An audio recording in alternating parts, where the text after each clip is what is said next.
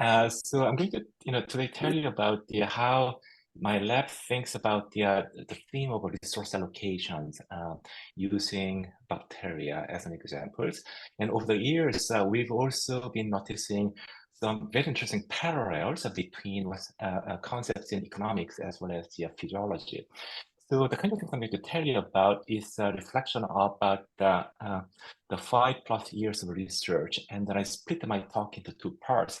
The first part is about what we understand, the way we understand about how the E. coli control the cellular resources, especially in the context of growth control and growth physiology.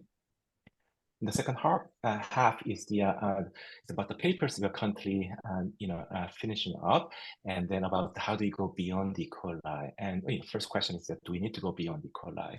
So what you're looking at here on this slide is the left-hand side is one of the typical examples of experiments we run in our lab. And what you're looking at is the E. coli cells are growing in the microfluidic model machines.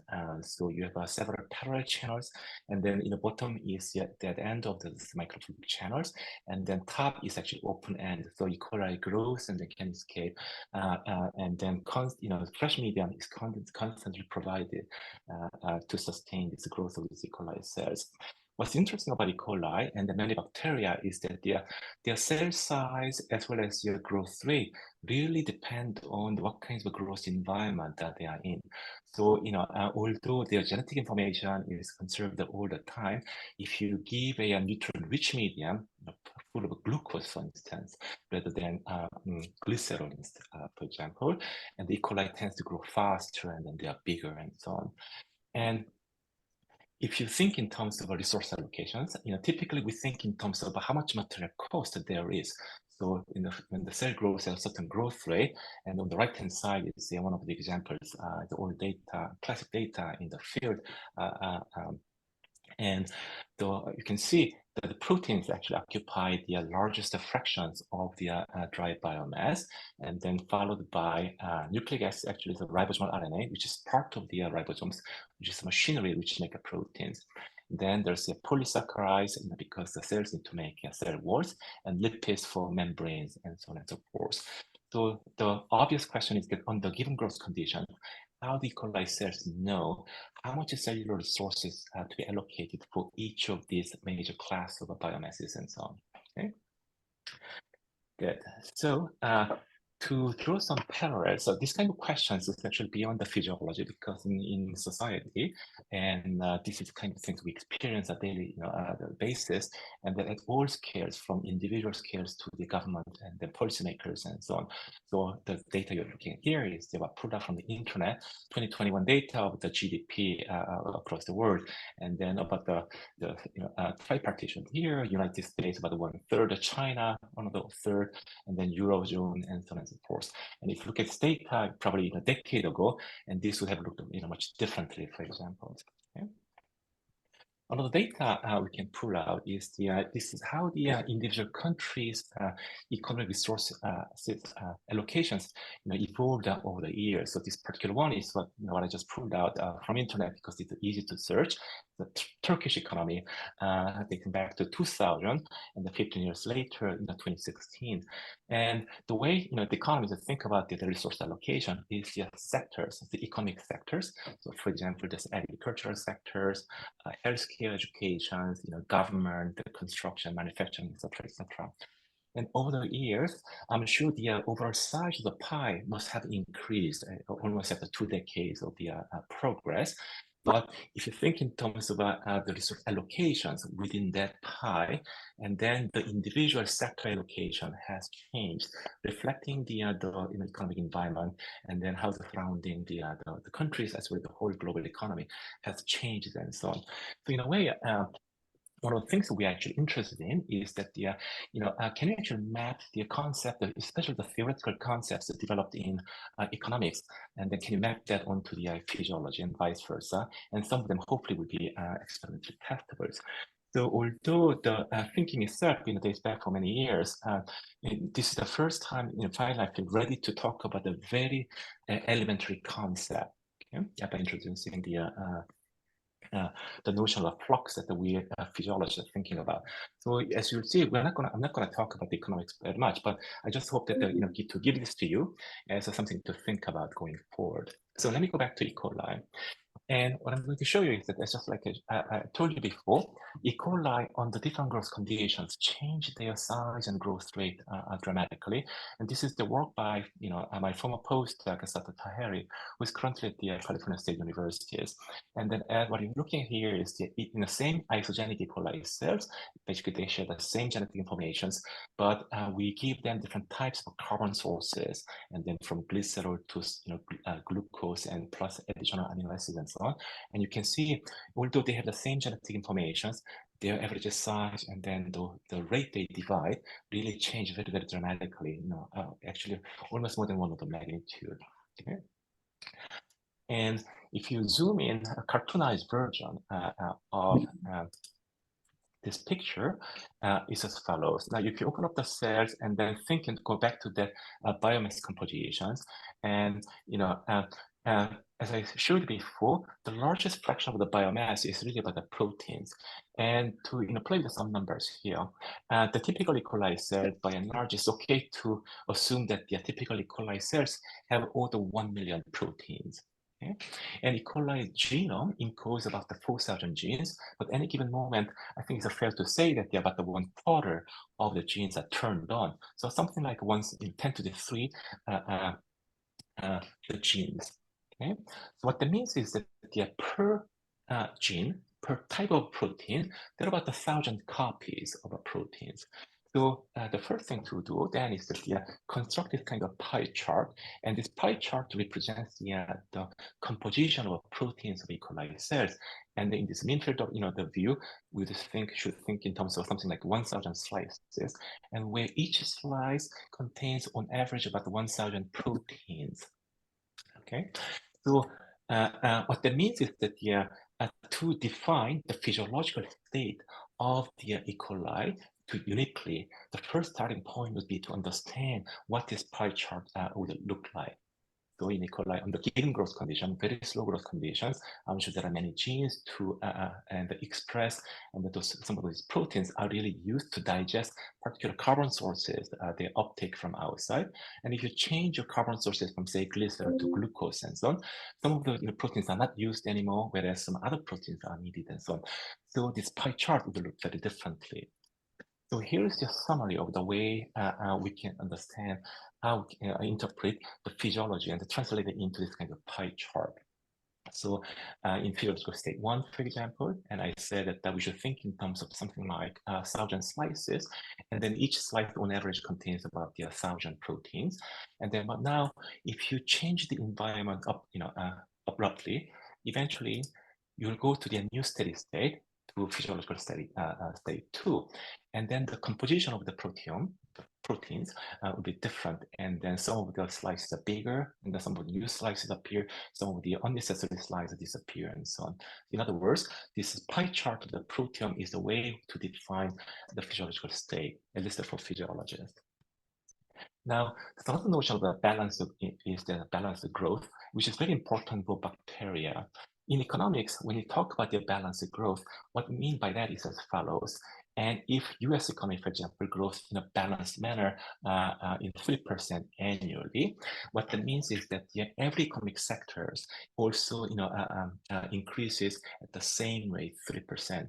So if you convert the economic sectors into the pie chart, then although overall pie would increase by 3%, the relative fraction of individual slices or by economic sectors will remain exactly the same.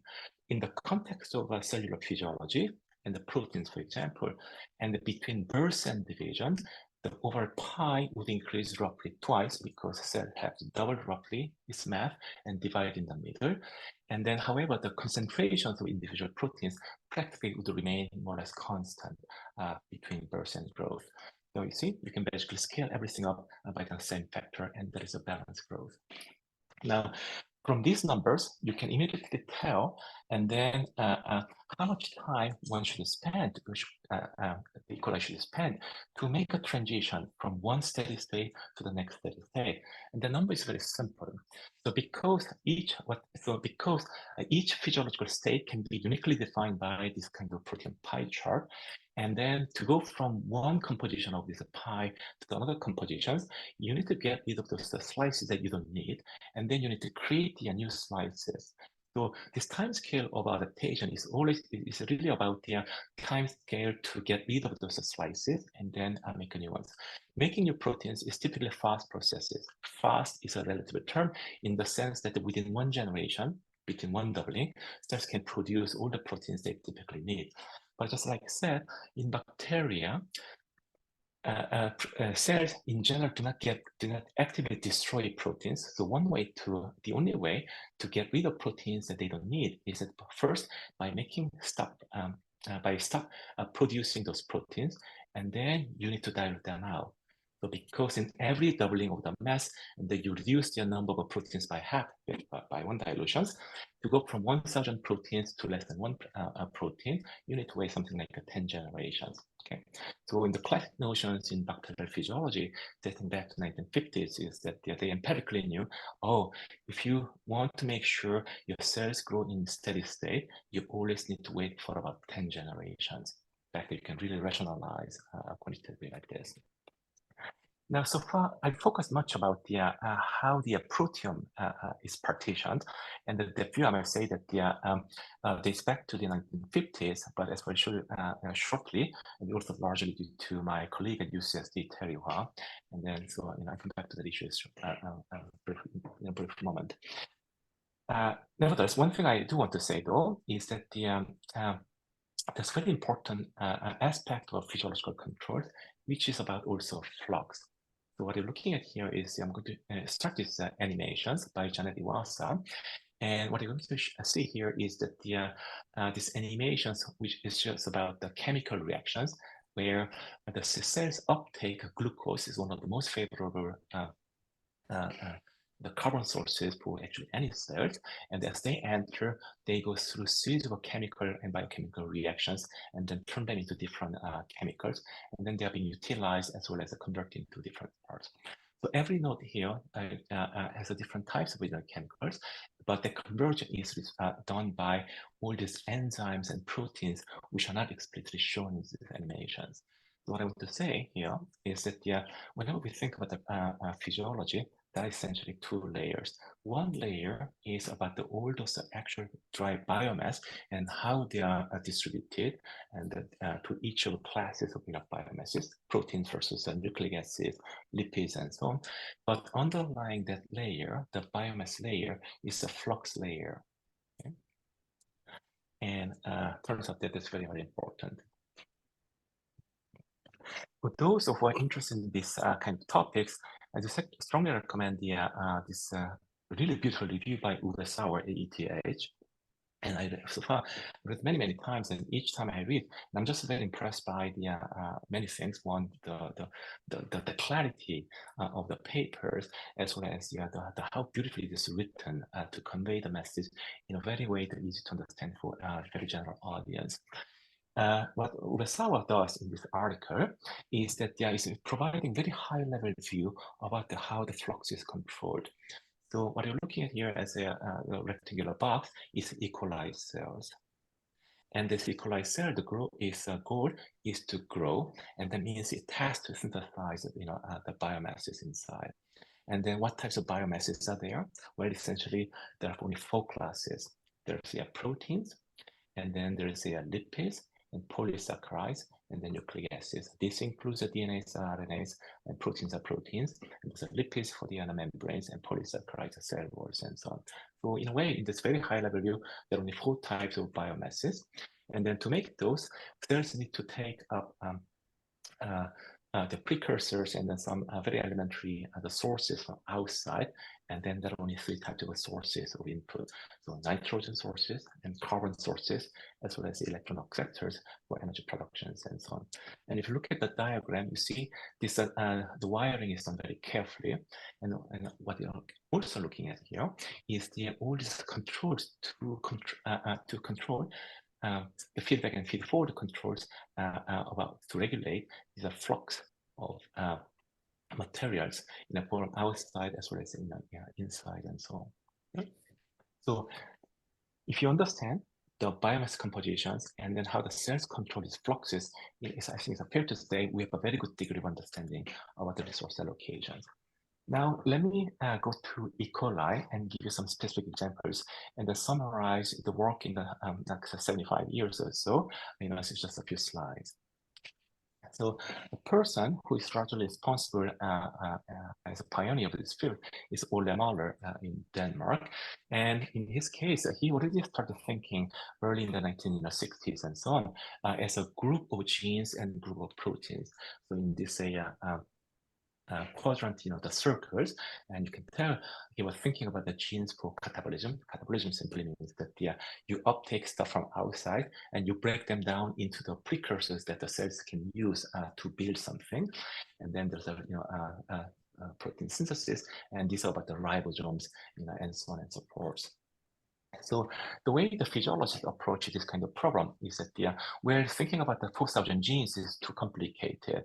And if you want to derive it on a general principle, we should coarse grain the system. And the way we do that is that by focusing on one particular physiological properties of interest.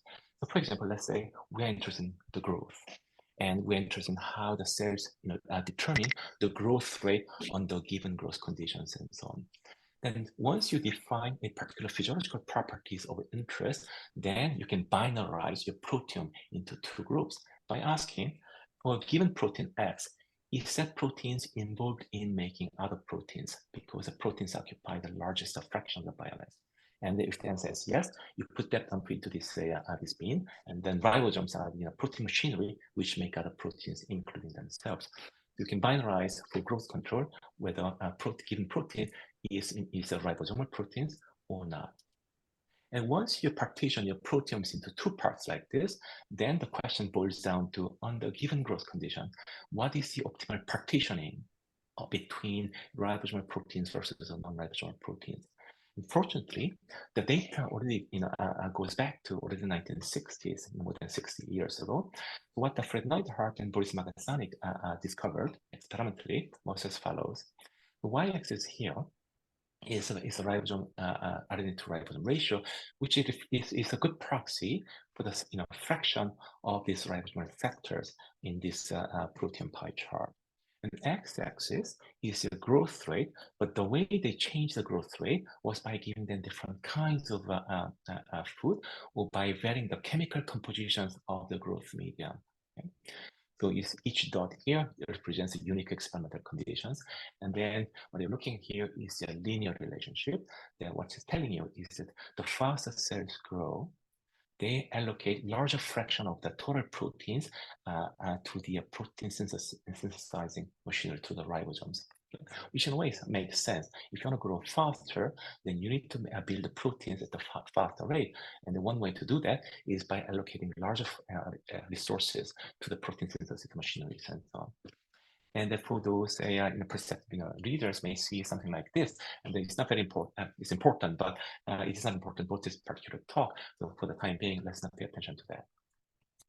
And this is the more modern reproductions of this old work by, as I said before, my colleague Terry Wai at UCSD, and then they beautifully reproduced these classic results. So far, so good. Now, let me go back to the flux in the wiring again. And as I said, bacterial physiology is not just about how the protein composition is determined, but also what the underlying flux is controlled. So, but now, once you define what you are interested in, like physiological properties, say we're interested in growth rate control, then you can also constrain your focus on these flux diagrams as well. So we said we are interested in the largest fraction of the biomass synthesis, which is the proteins. So the proteins are made out of the amino acids. What that means is that once you define the physiological properties, you can also define a corresponding metabolite, or if you want, you can call it the metabolic currencies. Then the question boils down to what controls the synthesis of amino acids, and then who demands for the amino acids as well. So there's very nice actually supply and demand diagram in this revealed in this Flux diagram. So basically, you uptake stuff from outside, nitrogen sources, carbon sources, as well as the electron acceptors.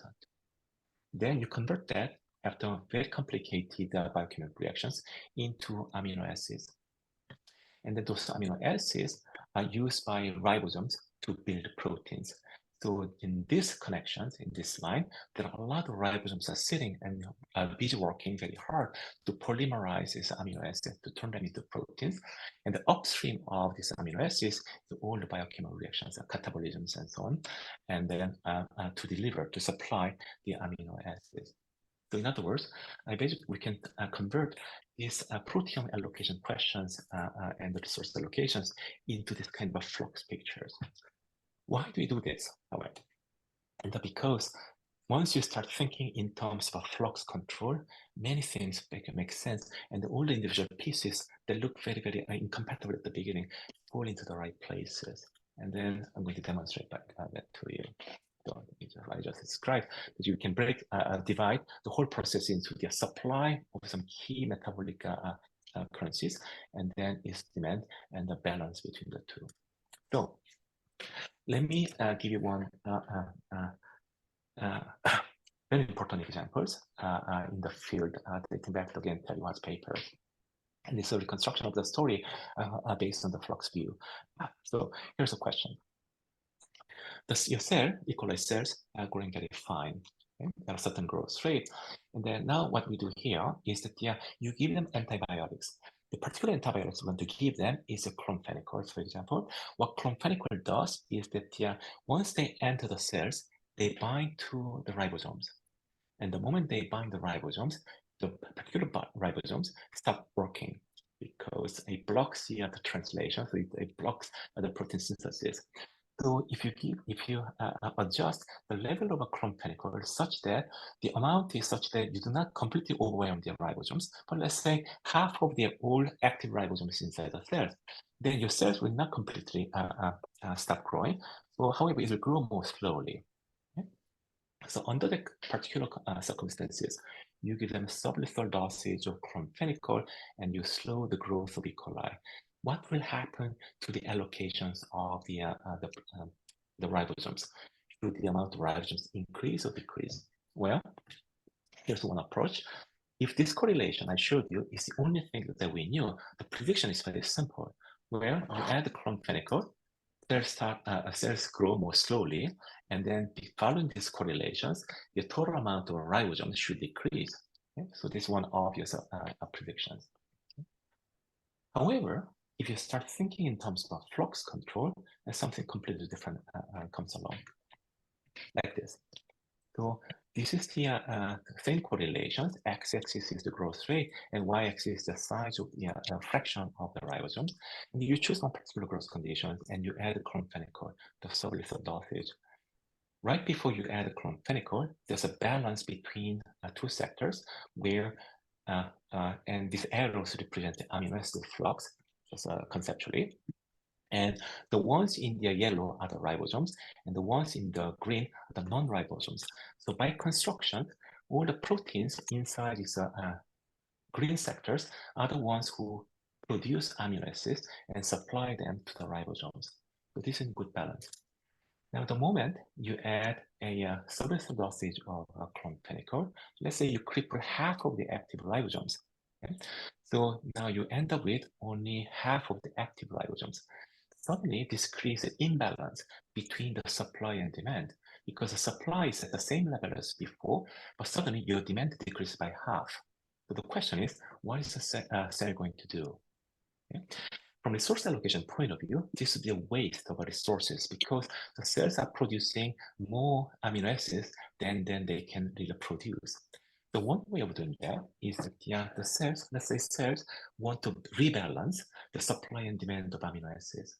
So one way of doing it is that by decreasing these non-ribosomal sectors to produce to decrease the flux, supply flux of the amino acids, and then at the cost of that, you increase your ribosomal sectors a little bit to rebalance the supply and demand.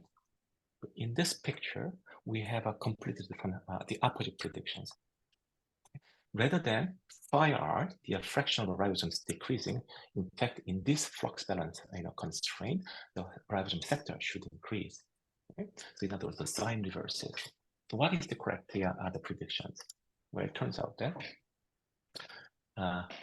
it is the second view, which really was beautifully demonstrated by Terry Watt's group in 2010 paper. I think it's really the textbook results.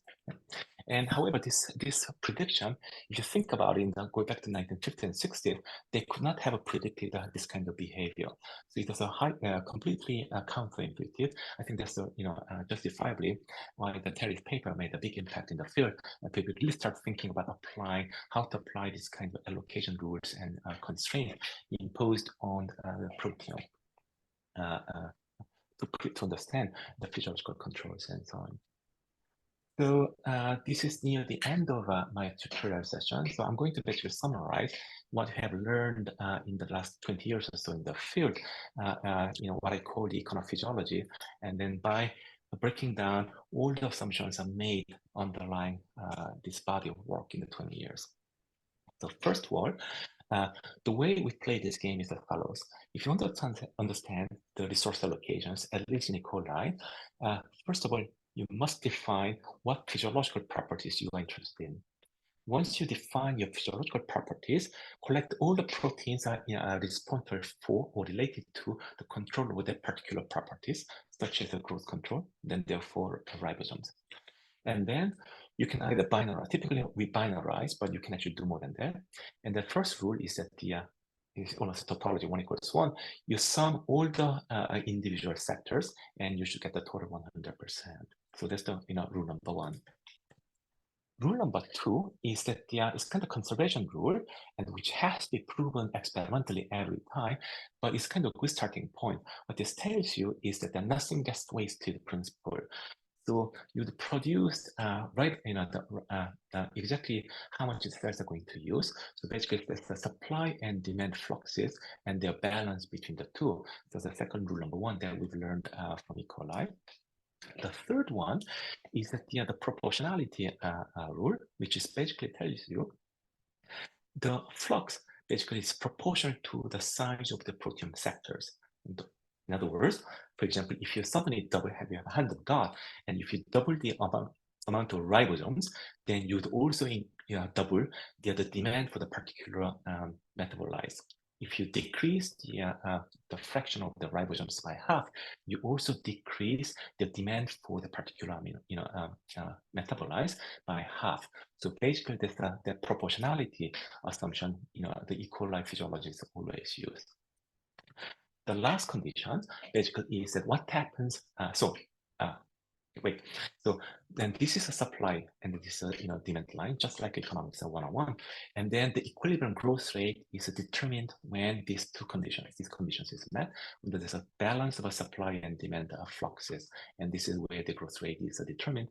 And the x-axis, this is exactly how the ribosomal versus non-ribosomal sectors are determined. If you're interested in, say, energy productions, for example, then you can define different sectors, energy sectors, and so on, and apply the same conditions, and then you basically be able to determine how big that the energy producing sector should be, and so on and so forth.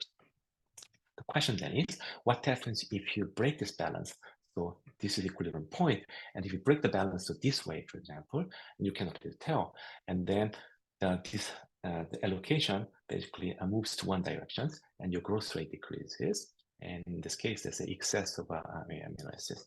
If you go to the other the directions, then basically you have more ribosomes than you need, and then again your growth rate decreases, and then there's an imbalance of the protein sectors as well. What this tells you is that the last condition is basically this equilibrium growth rate is also where you growth the maximum growth rate with all the constraints imposed on these ones. And for these regions, physiologists often interchangeably use these three conditions and the last one, basically because the bacteria are known to grow fast and fast. In the end, we basically tend to think that E. coli allocate their cellular resources to maximize their growth rate under given growth conditions. Okay?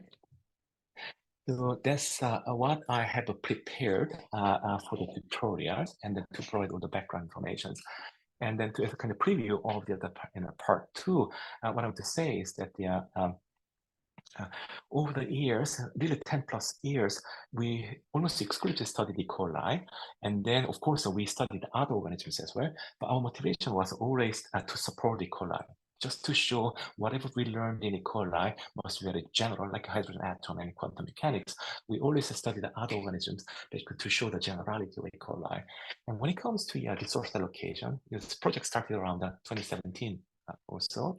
And whatever we've been learning in Aristoteles would not agree with what we learned in E. coli. So in the second half of this talk, I'm going to tell you what that is.